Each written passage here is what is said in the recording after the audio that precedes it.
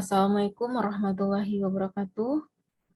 Hari ini kita akan mengkaji atau membahas metode Simplex, di mana sebelumnya kita telah mengenal atau mengetahui salah satu metode untuk menyelesaikan permasalahan program linier, yaitu solusi grafik dan aljabar biasa. Nah, hari ini kita akan coba mengenal dan memahami tentang metode Simplex dalam menyelesaikan program atau permasalahan dalam program linier.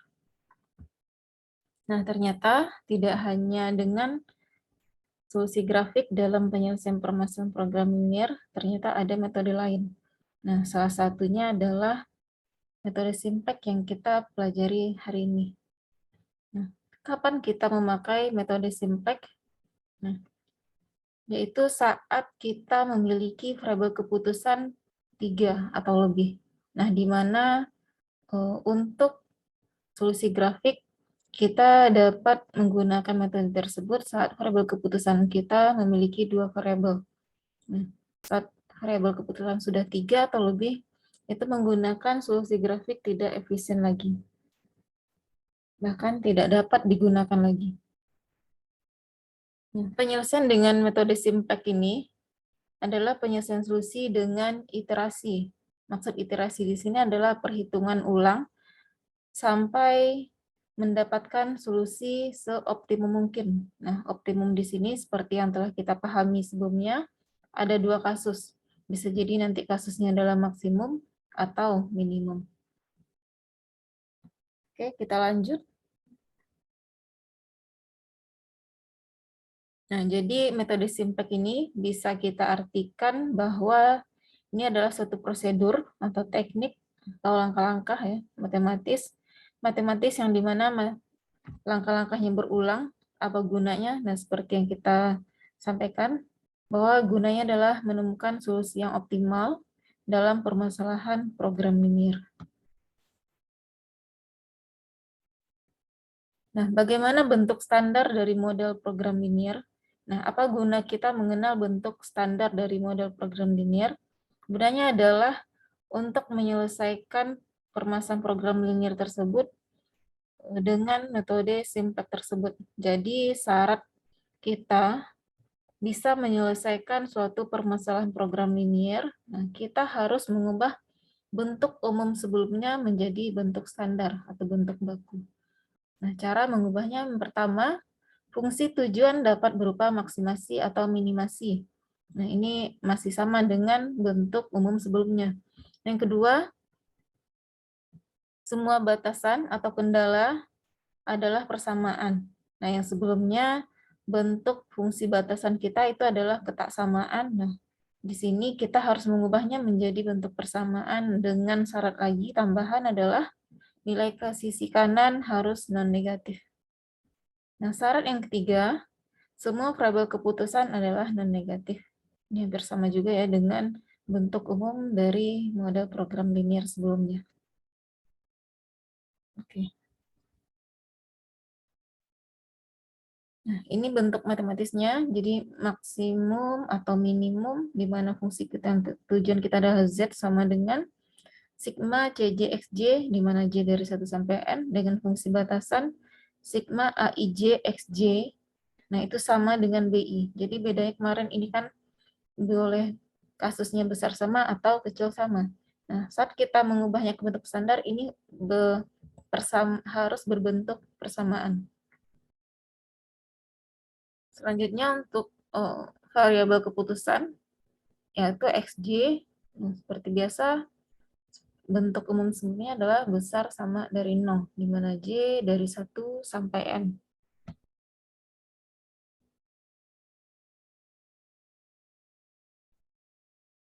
Oke, untuk pertama, kita fokus dulu ke fungsi batasan. Nah, kenapa seperti itu? Karena antara perbedaan bentuk umum dan bentuk standar dari model program linier, nah, perbedaannya terletak signifikan pada fungsi batasan atau fungsi kendala. Tadi syaratnya adalah semua fungsi kendala harus berbentuk persamaan. Nah, jadi saat kita memiliki fungsi kendala berbentuk tidak samaan, maka harus kita konversikan dulu. Nah, bagaimana cara kita mengkonversikan? Yaitu dengan dua cara ya, dengan menambahkan atau mengurangkan. Jadi saat kita menambahkan itu dengan variable slack, sedangkan untuk pengurangan berarti dengan variable surplus. Nah, seperti ini. Jadi saat fungsi batasan atau fungsi kendala kita bertanda besar sama, nah maka ini kan berarti fungsi atau persamaan, bukan persamaan, berarti sesuatu yang berada di sebelah kiri kita itu nilainya akan lebih besar dibandingkan sebelah kanan. Nah, agar kedua ruas atau sisi kiri atau sisi kanan sama nilainya, maka sisi kiri harus kita kurangkan dengan yang namanya variable surplus. Nah, begitu sebaliknya saat fungsi batasan kita bertanda kecil sama, nah maka fungsi pada sebelah kiri kita tambahkan dengan variable slack. Jadi, fungsi atau kedua bentuk atau kedua sisi kiri dan sisi kanan kita bentuknya seimbang.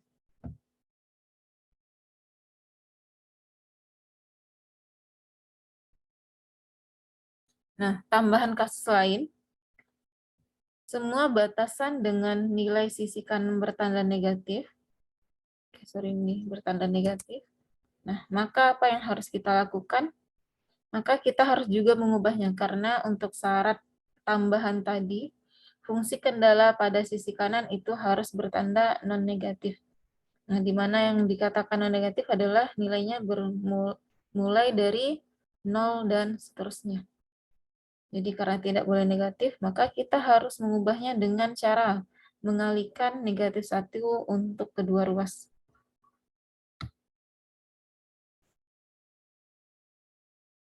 Nah, masih terkait fungsi batasan atau kendala. Nah, jadi dalam metode simplex, kita akan mengenal yang namanya variabel artifisial. Nah, apa gunanya di sini? Nah, guna variabel artifisial adalah untuk memperluas daerah visible atau daerah solusi kita nantinya. Yang kedua, kita harus mengenal juga yaitu variabel non-basis. Nah, variabel non-basis di sini variabel yang nantinya bernilai 0. Nah, beda halnya dengan variabel basis. Nah, variabel basis adalah variabel yang bernilai positif. Nah, variabel basis inilah yang akan membantu kita dalam mencari nilai dari variabel keputusan atau solusi yang kita inginkan.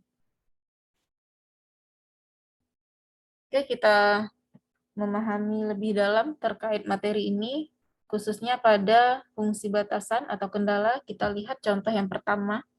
Nah, di sini kita memiliki fungsi 2x1 ditambah x2 kecil sama 10. Nah, tadi syaratnya bahwa fungsi batasan ini harus bertanda persamaan. Sedangkan ini masih ketaksamaan ya. Nah, karena tandanya kecil sama, maka di ruas sebelah kiri kita harus menambahkan dengan sesuatu agar nilainya sama dengan sesuatu yang berada di ruas kanan. Nah, seperti halnya timbangan ya. Saat timbangan di sebelah kiri kita itu ringan, nah maka kita harus menambahkan dengan suatu benda agar sama beratnya dengan timbangan yang di sebelah kanan. Oke. Pemahaman sebelumnya kita akan menambahkan dengan variabel. Nah, nama variabelnya adalah variabel surplus ya, atau variabel slack. Nah, yang benar adalah dengan menambahkan variabel slack. Nah, syarat penambahan di sini variabel baru harus besar sama 0. Seperti yang kita ketahui, syarat untuk X1 dan X2 kita atau variabel keputusan juga besar sama 0. Oke, untuk contoh yang kedua.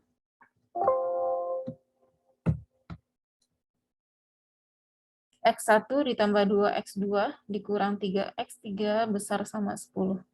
Nah, di sini lambangnya berubah atau Kasus yang kedua, besar sama. Nah, saat tanda fungsi batasan kita besar sama, maka kita harus mengurangkan dengan variabel surplus. Ya. Jadi 2x1 ini soalnya berganti ya. Berarti x1 ditambah 2x2, oke, dikurang 3x3 dikurang s. Nah, ada penambahan r di sini. Kenapa? Karena saat kita mengurangkan dengan variabel s, nah kita pada persamaan baru kita belum memiliki yang namanya variabel basis. Karena syaratnya dalam metode simplex kita harus memiliki variabel basis yang akan kita inputkan pada tabel simplex nantinya. Yang dimana gunanya untuk menemukan solusi atau variabel keputusan yang kita punya. Nah, sehingga persamaan baru kita menjadi x1 ditambah 2x2 dikurang 3x3 dikurang S ditambah R sama dengan 10. Nah, di mana S dan R syaratnya juga harus besar sama 0. Oke. Kita coba untuk contoh yang ketiga. Oke, untuk contoh yang ketiga, ini X1 ya.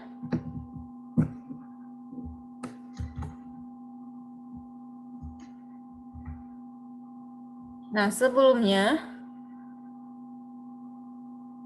kita memiliki fungsi batasan kecil sama dan besar sama. Nah, sekarang untuk kasus ketiga, kita memiliki fungsi batasan 7x1 ditambah 2x2 sama dengan 13. Nah, sebenarnya ini bentuk fungsi batasan kita sudah persamaan.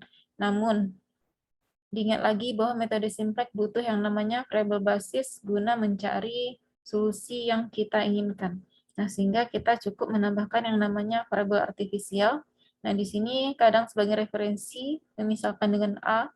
Nah, untuk saat ini saya memisalkan dengan R saja, artifisial maksudnya di sini. Sehingga persamaan baru kita 7x1 ditambah 2x2 ditambah R sama dengan 13, di mana R itu besar sama dari 10. Oke, ini diganti lagi, tadi keliru.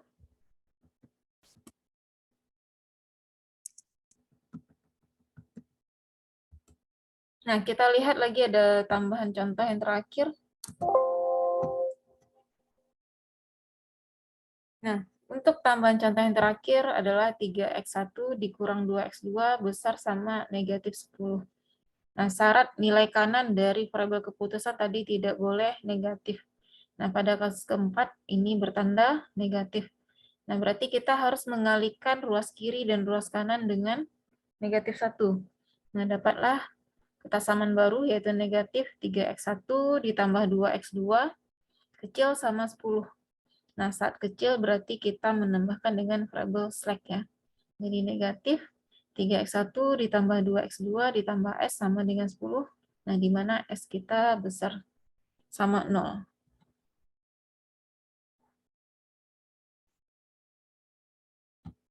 Nah, saya rasa bisa dipahami dari 4 contoh ini terkait itu fungsi kendala atau batasan. Nah, kita lanjut pada variabel keputusan. Nah, ternyata kadangkala dalam suatu persoalan itu variabel keputusan kita tidak memiliki batas ya, atau nilainya tak terbatas. Nah, sebelumnya untuk contoh di awal, itu selalu variabel keputusan kita yaitu misal xj tadi ya, xj besar sama 0. Nah, itu sudah jelas batasannya ada. Nah, sedangkan di sini kadang diketahui bahwa variabel keputusannya itu tidak ada batasnya atau tidak terbatas. Nah, sehingga kita di sini mempunyai dua nilai untuk variabel keputusan, yaitu dengan misalkan YI sama dengan YI aksen dikurang YI double aksen. Nah, di mana nanti YI aksen dengan YI double aksen itu syaratnya besar sama 0. Nah, setelah kita melakukan pemisalan seperti ini, pemisalan yang telah dibuat, nah itu nilainya disubstitusikan pada fungsi tujuan dan fungsi kendala atau batasan yang kita punya. Jadi persoalan yang akan ditemukan kurang lebih seperti itu untuk variabel keputusan. Oke, kita lanjut. Nah, ternyata pada fungsi tujuan akan juga terdapat jika misal fungsi tujuan dalam bentuk maksimasi. Nah, ternyata hal ini dapat diganti menjadi minimasi. Nah, bagaimana caranya? Yaitu sama halnya seperti pada kasus fungsi kendala tadi saat nilai kanannya bernilai negatif, yaitu dengan mengalihkan dengan negatif 1. Nah, misal contoh di sini kita memiliki fungsi tujuan maksimumkan Z sama dengan 3x1 dikurang 5x2 ditambah 2x3. Nah, sebenarnya ini akan sama dengan fungsi tujuan yang baru, yaitu minimumkan negatif Z sama dengan negatif 3x1 ditambah 5x2 dikurang 2x3. Jadi, dari metode Simplex ini memang harus fokus kita perhatikan tiga komponen tersebut yang akan menjadi model. Karena tiap-tiap itu akan kita nanti pindahkan pada yang namanya tabel Simplex. Nah, untuk itu akan kita lanjutkan pada pertemuan selanjutnya. Nah, untuk kali ini pemahaman yang lebih akan diberikan pada latihan buku Aminuddin ya. Terima kasih atas perhatiannya hari ini. Semoga bermanfaat. Assalamualaikum warahmatullahi wabarakatuh.